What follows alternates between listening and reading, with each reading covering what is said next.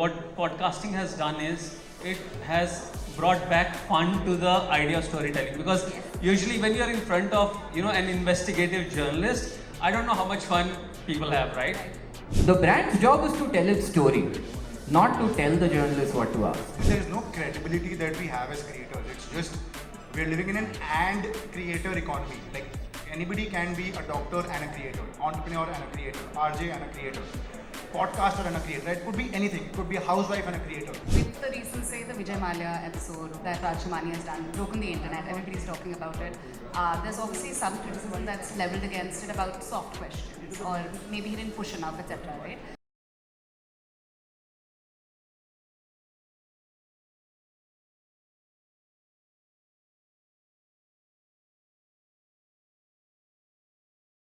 Hello everybody, we're so excited to be doing this because I think we spent more time discussing how much value we want to give than the time we actually have over here. So that was the fun part. I think the panel is called PR Pros versus Podcast Pros. And so I'm at the intersection of working with a lot of brands, talking to a lot of podcasters, being a podcaster myself. So I have a lot of interesting questions to ask this panel, which is very diverse today. I'm going to start with Atul, you, and I want to ask you from the brand side of it, how does a brand look at a podcast when you're talking about the standards that a podcast should actually follow? So first and foremost, thank you so much for inviting me here. I think one of the first reasons I jumped in when I got this invitation was because I thought there's a lot to learn in this room, and I can surely tell you that I'm not leaving disappointed. There's a lot to learn, and I think coming back to what you asked me, I think if I look at today, when we go back to our brands, when we go back to our spokespersons and tell them what can we do different from a storytelling perspective, While we spoke about virality, we spoke about authenticity, credibility and all of that, but every time we speak to our spokespersons, it's a lot to do with the fact that you need to have fun while telling your story. And I think the first thing which I realized what podcasting has done is it has brought back fun to the idea of storytelling, because usually when you're in front of an investigative journalist, I don't know how much fun people have, right? But when you're in front of a podcaster, you can, lay bare, as in you can put your thoughts out there and you can talk about anything that you want to talk without being judged. And I think we've seen enough and more examples where spokespersons come out and talk about a lot of, things which they would not probably speak in a media interview. So I think that's the first thing which has really, really changed the way storytelling is happening. It's made spokespersons more vulnerable. It has brought more, I would say, intimacy to the idea of storytelling. And I think the entire idea of stories, which was always told by brands, but audiences couldn't add to it, I think it's brought that magic back. So I think that's where we believe that podcasting is really changing the future of storytelling. Right, but you come from a PR background, you're telling the brands what has to be done, integrating with the podcasters, right? In that context, I want to ask you, there's always brands that come with a certain code of conduct that you have to follow. There are SOPs, there are brand guidelines that brands have to follow, right? So how do you mix this with the new age storytelling, which is much more, I would say, relaxed and much more honest and much more convenient to follow? So I have to ask you PR pros about that. No, I think definitely. I think, like I was telling you a while ago, that there was a point in time wherein you had very clear guardrails in which you had to tell the story. But I think with the advent of social, even brands have realized that, they alone aren't telling their story. The story only gets completed. Like, you would have seen those, every time you see a post, it's not complete till the time you see the comments below, right? Yes. Because that's what completes the story for us. I think it's the same in the podcasting arena, in the sense that while I as a brand have a story to tell, but I need to understand, what's the audience that the podcast has, how do I blend in, how do I actually become a part of it. So yes, I think there's a lot more, I would say, flexibility today even with brands in the way they are telling the stories. And I think like as a world we are coming together and we are doing better storytelling than what we were doing prior. Right, Prasid, we have to know your thoughts. So I absolutely agree with you there. What I would add is there's that aspect of storytelling, yes, but very funnily, while we look at whenever an industry sort of goes mainstream, we tend to forget the history, right? Yes. Podcasting is rooted in journalism. The first ever podcast was New York Times. I always take this example of This Is My Next, which was back in 2011 used to be a podcast. Today it's called the website The Verge, one of the biggest technology websites in the world, right? And it's pure journalism. What has changed today is there is an aspect of thought leadership that brands are trying to do. So funnily, I hear this often when we media training, something that we do. A very common ask is, how will my CXO sit in a podcast today? Because thought leadership is more than just going and saying what is it that you're doing, right? So this aspect, so the way I say it is that, those who have seen Sridhar Vembu come up with, Zoho, they remember this image of Sridhar Vembu sitting in a lungi in a hut and giving media interviews. That image is Sridhar Vembu's thought leadership. Podcasting in many ways, because the voice brings emotion, the video brings another kind of emotion, it is that moment for brands, and they're trying to capitalize on that. Okay, and how do you make sure that the podcast is not looking very much PR? Because when sometimes you look at a podcast, I think you can tell that this is a PR-led podcast. So how does a brand work in order to make it more authentic? So I'll tell you this. I've been a journalist. I don't know how many journalists should follow what we tell them to do. I never did when I was a journalist. It's a mix. It's not the brand's job. So what I think, and Atul would agree, the brand's job is to tell its story, not to tell the journalist what to ask. Right? So how the brand approaches it is, you've asked me a question, how do I tell my story through this question? If you do it right, it'll always be organic, it'll always be thoughtful and thought-provoking, right? So that's how a brand has to approach it. And that's how they are more and more trying to. It's happening more in the West, but India is catching up. And do you think there should be some standards and protocols set for podcasting? Absolutely. I think editorial standards are very, very important, but I don't think the standards, even though I represent all the brands, I don't think they'll come from the brand side. Okay. The brand side will have its standards, right? The brand side decides where I want to be based on what the audience is seeing. At the end of the day, you're reaching a certain audience, right? So brand side will decide based on that. But the editorial standards are very, very important. And that's what I said.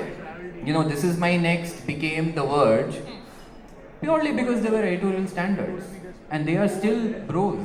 They were the Silicon Valley original bros. They were back then we used to call them bloggers. Yes. And now I'm going to ask the same question to Neha and Deepak. Do you think that podcasting should have like a code of conduct and standards to follow? I mean, absolutely. I think if we're looking at which voices people are deeming trustworthy, right? And if you're seeing that shift from, say, legacy media to what we're calling podcast bros, which happens to include a lot of women as well, obviously, then we have to hold ourselves up to some certain standards as well. So with the recent, say, the Vijay Mallya episode that Rajamani has done, broken the internet, everybody's talking about it. There's obviously some criticism that's leveled against it about soft questions, or maybe he didn't push enough, etc., right? And that's not Rajamani's perhaps job currently. His job is to give you the best story he can. But if we have, like ASCII came in, had advertising, laid out certain rules, even with influencer marketing, because you don't get to just say what you want out there and say, hey, let the crowd decide, right? Let the audience decide. That's a little bit of a false equivalence. You have to hold yourself up to certain standards if you have that audience as well. So I think Deepak would agree as well. I think we should have some sort of moral code of conduct. We should have a industry watch body that is looking at what we're saying. Are we being fact checked? Are we held accountable for what we're saying as well? If you're influencing so many minds. If you're saying that, say, the 2024 elections in America were the podcast elections where Trump is on the Joe Rogan show, or we have Kamala Harris on Call Her Daddy, Yes. Who's holding them accountable to asking the right questions or fact-checking their guess? Deepak, Yeah. Deepak, I'm sure you have a different point of view because I've seen you not follow a lot of rules on your podcast. I do. Firstly, good evening. Good evening. I know it sounds like a teacher. I'm sorry. But I know it's post tea and pre-dinner. Most of you are hungry. And so are we. We're trying to wrap this up as soon as possible, I'm pretty sure. But coming back to your question, Alina, I think in terms of an SOP or a standard, again, it's very dependent on each podcast. Of course, you need to have a certain framework as to the direction that you want to take for every episode that you shoot. But it's not that आप कुछ भी कर लो. कुछ भी कर लो is not like a value metric or like a SOP or a code of conduct, right? You can't do that. Rather, you shouldn't do that. For our episode, for our podcast, very specifically, it's called the Chill Hour. We try and have as many raw, candid, unfiltered conversations. Now, considering current scenario, you should not be as raw, candid, and unfiltered as much as I want to. There are a lot of actors and comedians who come on the show, and if I were to have an offline chat being recorded, I think that would work much better than the online chat that goes live on YouTube. But having said that, I think there are some SOPs and code of conduct that we essentially internally follow. We feel that we know the direction that you want to take the podcast to. Say, I would be very open in asking tough questions to my guests because I feel that's my responsibility as a podcaster. If I shy away from asking a particular question, I fail as a podcaster, right? There have been comments where people have said, hey, why did you let this person go so easily? And I'm like, I'm not a police. I can't police that person. It's only to a certain extent that I can sort of, quote unquote, for the lack of a better word, grill that person.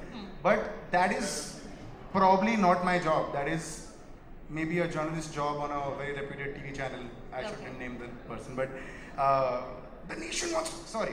But I think the code of conduct essentially is you follow a code of conduct depending on what the kind of show you run, and you know that this is the direction I want to take. Say I have an actor on board, I would know कि हाँ इनके साथ ये बात होगी तो चल सकता है.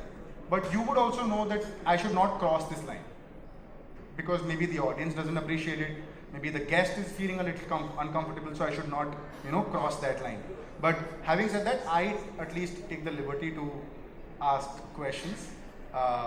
I'm more than happy if they say no on camera, saying I'm not comfortable answering, because that puts me on a spot where I'm like, I have at least asked my question. There, it's on them to answer or no. Tell me an SOP that you follow by yourself in your podcasting. You've done it for yourself that I need to follow this even though nobody's told me.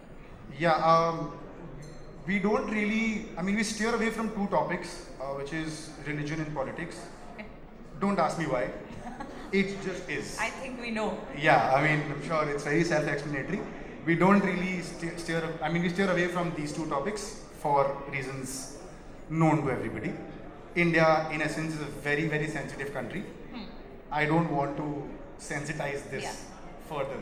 Got it. I'd rather stay away from it than create a propaganda or a controversy. There are already a lot of controversies out there. I don't want to add to that. Right. And Neha, I wanted to ask you that since you're doing the business part of the podcasting world, how do you decide whether you want to have somebody on your show and they're paying for it, for example, right? Because you're monetizing it. But then they come with like, listen, this is what we have to talk about, or this is something that we have to include in the podcast. What do you do then? I can say, honestly, till now we haven't been paid to have a guest on the podcast, and I feel like you were talking about SOPs, if we are paid, we should be disclosing that. I feel like your audience should know that you are paid to have a guest on the show, right? When we are, it's like advertising. If everybody does it, because I'm responsible for putting this out there, they should know it was paid content. Our biggest thing, and we have a lot of CXOs coming to us saying, get us on the podcast. Yes. They don't know which podcast first. We don't have a running podcast that can have CXOs, unfortunately. But one thing to keep in mind is I always push back about editorial control, because I feel like the way we come in with a very strong SOP of this is what we want to say doesn't work very well on our channel, perhaps. Okay. So my idea is I'm the queen of this kingdom. Let me tell you how to do it, and we'll obviously, if we were to take a paid podcast for that matter, we'll obviously look at your talking points, but I want to do it our way, so it actually reaches the right audiences as well. Just to add Yes. like a point there, I think when you do like a paid podcast, kudos to you when you say that you need to disclose that this is a paid partnership. But there are certain, say, brand mandates and certain PR mandates where they're like, you have to talk about this. Yes. You can't go if you don't talk about this. And my audience might not enjoy that bit if it's too salesy.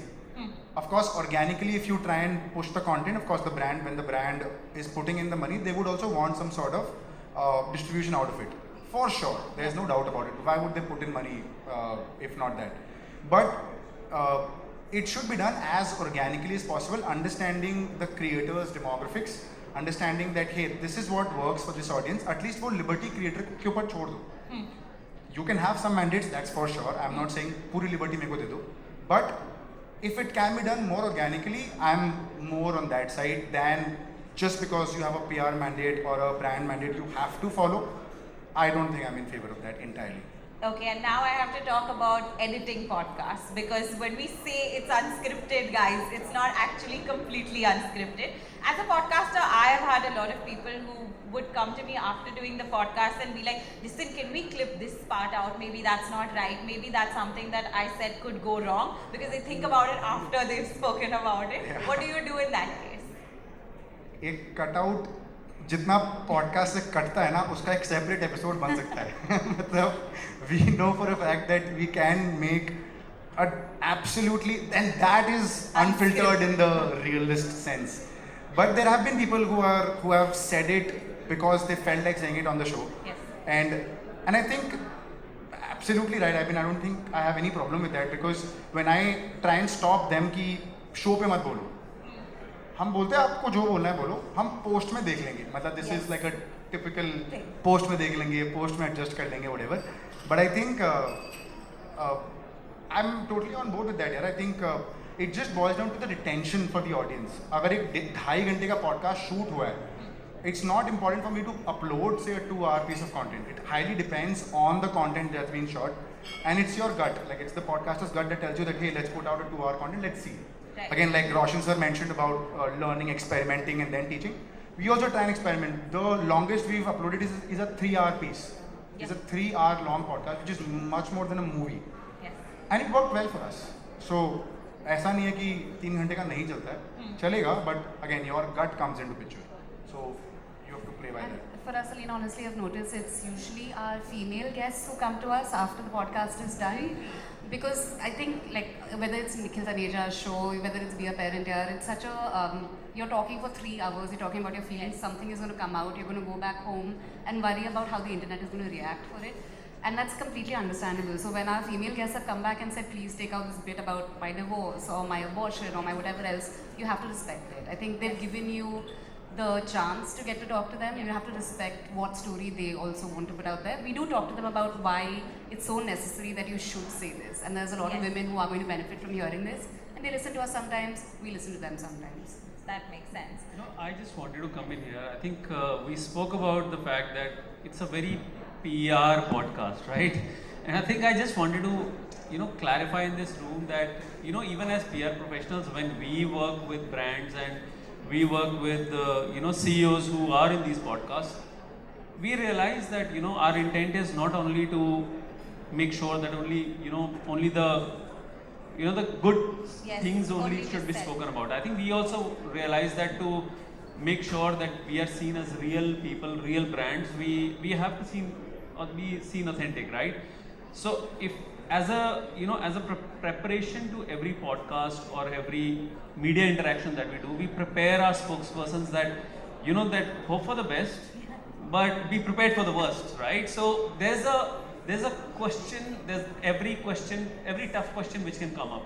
So I think if there are PR professionals in this parlance, if you see PR professionals coming and telling you, we don't want this, we don't want that, yes, we would want that, maybe it doesn't get covered, but we are prepared for the fact that we can see a lot more negative out there when we go and talk. But I think as long as authentically I'm addressing those questions, I think that's what your audiences also want to know, right? You don't want me to shove everything under the carpet, right? You want me to front it, talk about it, and hear my version of it. And that's what we prepare our spokespersons for.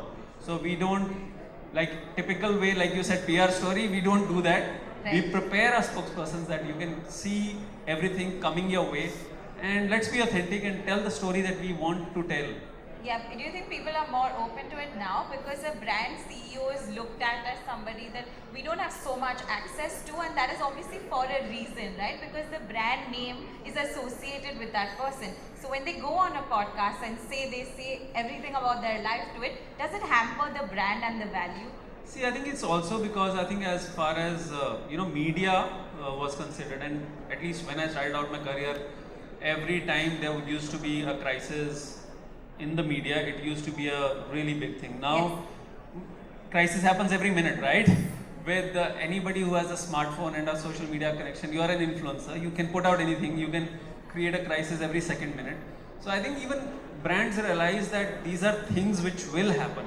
It's not happening to me alone. It's happening to everybody around us, and it's a part of brand building. Right. It's what you face on a daily basis. So I think that idea of vulnerability is pretty much there, that it can happen to us and we need to know how to deal with it. Right. So I think that piece has strengthened and brought more resilience to the brand storytelling, which wasn't probably there earlier. And I think part of most of the counsel that we give to CXOs is it includes being original and being thoughtful and speaking your mind. What you said, right? The CXO is attached to the brand. So you are the custodian for your brand.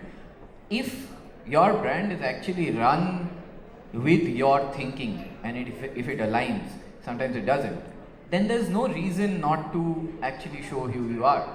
Like the biggest leaders in the world have done that, right? So, Musk doesn't hide who he is or how he works. No, none of these guys do that. Right? But you just have to be clear that this is the reality too. So the counsel is always that if it's real, if the reality is there, then there's no reason to go and ask for a cut again or edit. The cut or an edit is asked when he mentioned when the panel was being introduced. When something is at the risk of cancel culture. Right. A whole other problem there. Okay, another question I have for all of you is that there are some podcasts that are popular just by the virtue of being popular, which means that maybe they have guests that are really big, they have some distribution that they've created for themselves. And then there are some podcasts that are more trustworthy. How do you differentiate between what makes a podcast trustworthy versus what makes it popular? Okay, I'll take that first. Yeah. The way we do it for us is we actually do an analysis of the kind of guests not the guests, the audience that is watching it. So we don't go by numbers. Distribution today, I don't think on the internet distribution is just about the million or so on. Yes, if you're a state leader, you will probably want to reach 1 million people. But are those million people that you need? Right? So is it before the election? Is it after the election? And so on. And you will see how things change. What we essentially do is we try to figure out the audience profile of who the audience is, what the audience is, and whether it works for a brand. We use a lot of data analytics and all to figure that out. And then we make the recommendation. And I think just adding to what Prasid said, that's the rational part of it. And I have a spokesperson who says, मुझे ये ठीक लगता है. I think I am comfortable with this podcaster, so let's do this. Yes. So I think one of the things which we've realized is also that one is the rational part of it. The second part is I really like this guy's way of talking, the way he does this entire storytelling.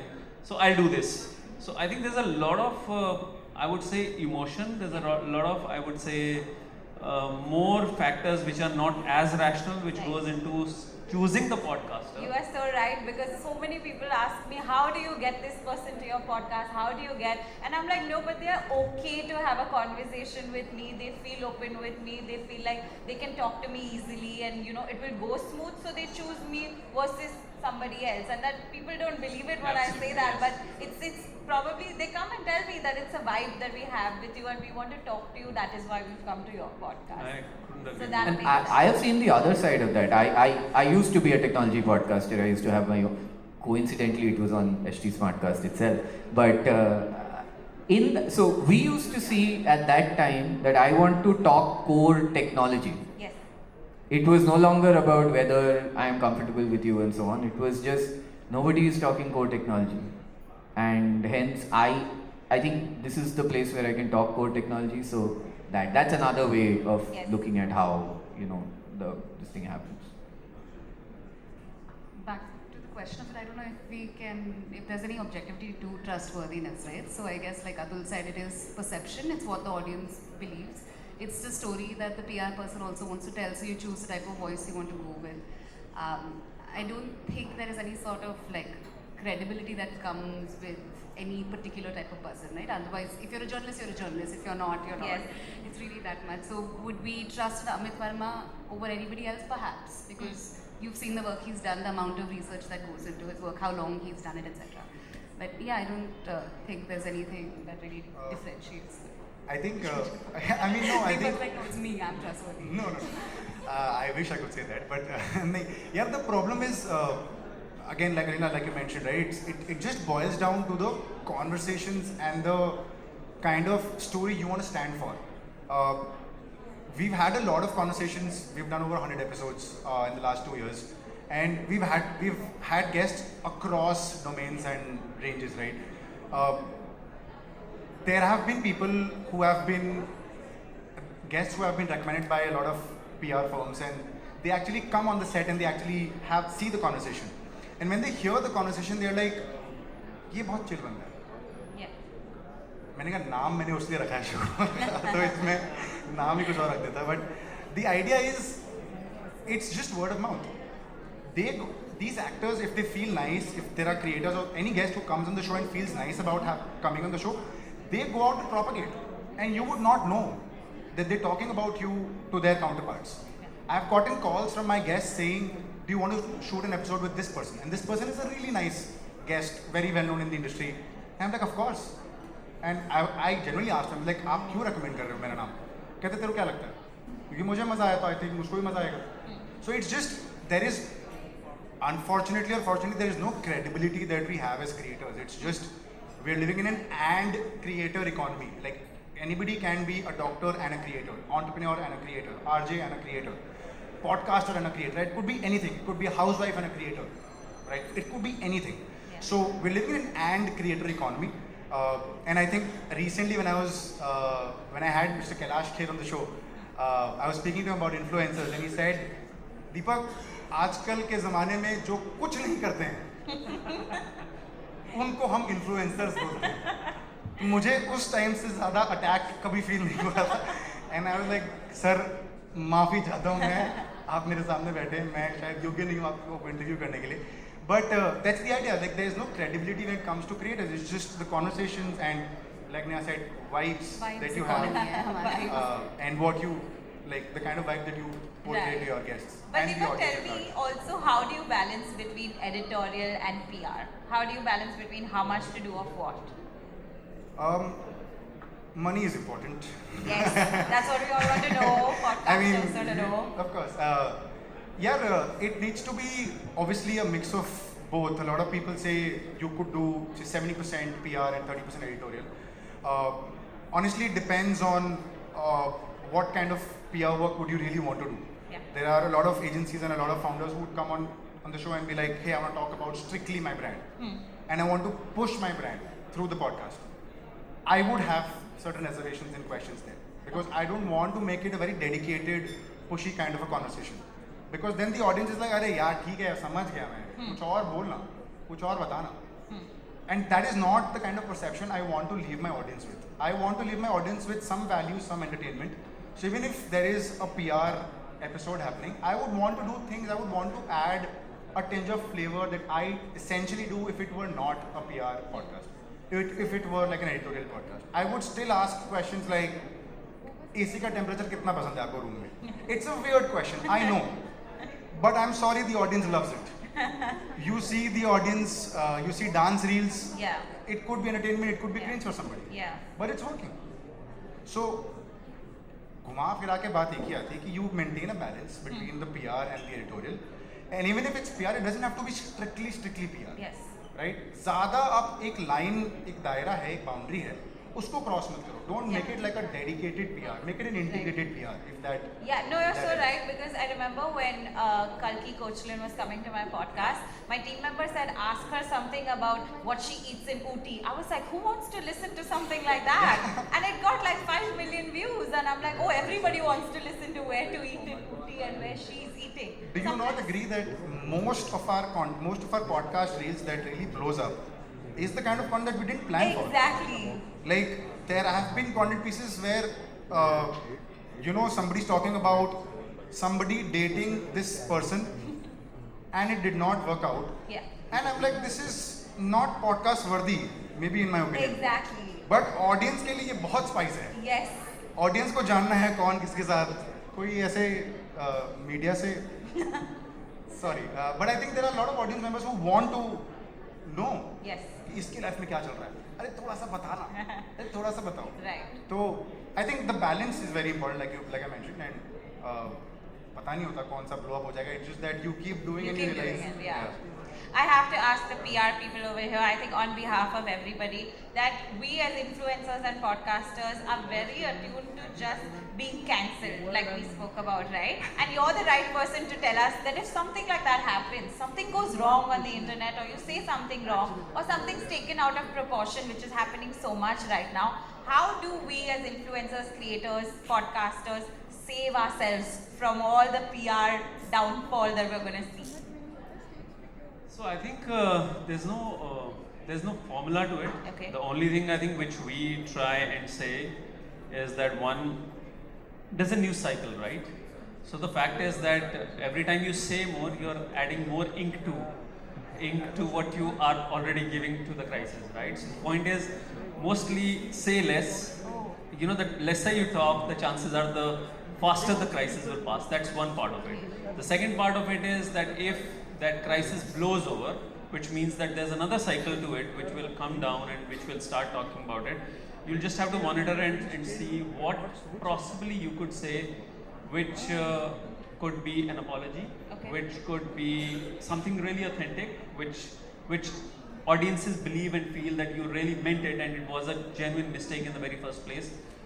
The idea is to, basically bring the conversations down, not to add more to it. Because I think one of the things you must have realized is that you cannot solve everything in the media space, right?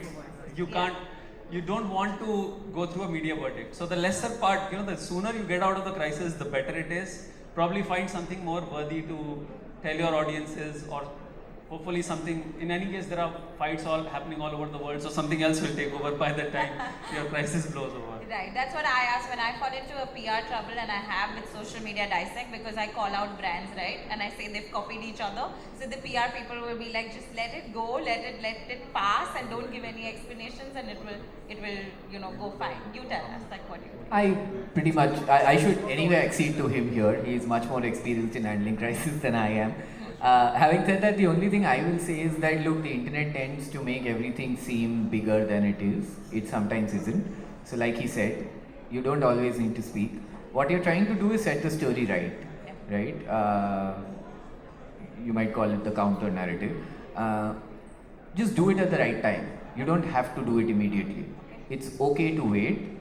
Public memory has always been short. We have known this as PR, we have known this as journalists, which is why you see journalists repeating the same stories again and again and again, right? It's a matter of patience, to be honest, and choosing the right time to say the right thing. That's it. Okay. Alina, can I ask you Yes. a question? 10 more seconds. I know we've Yes. got in a queue to leave. Tell me. What makes you call out brands so effortlessly? It takes a lot of courage, honestly, because I've got a lot of lawsuits on me and on the company saying, how can you do this? Because there are big agencies involved and big brands involved. But I always reach out to the PR people in the industry. I'll call them and be like, listen, what do I have to do in such a case? And they guide me on what is the right thing to do instead of taking the decision myself, because I was very young when I started doing this. I mean, 22, 23, you can't be taking a decision by yourself when it's that. So I look up to people who have done these things in the past. And I think that I follow even with podcasting, even with everything else. Whenever I have a question and I don't know, but we don't have to think that industry is like separate. I think all of us work together. So if I had a podcast problem, I'd maybe call you and say, listen, what do you do in such a situation? And that's what I advise people also, that whenever you have these, just ask questions. Like, it's okay to ask and find an answer. I was going to say, Alina, next time you're getting cancelled or online hate, you can come to our podcast. We're the safe space of the internet. So we got Rebel Kid on our podcast. It did really well. It was the first time she talked about what happened with her. So we'll create that space. Oh, how nice. See, that's what happens when you collaborate with each other. Subscribe to Yuva. That's what. No, but thank you guys so much for doing this. I had so much of like knowledge taken from all of you guys in that short span of time. So thank you so much. I hope it was helpful for all of you. Thank you so much for listening. Thank you so much. Thank you. Thank you.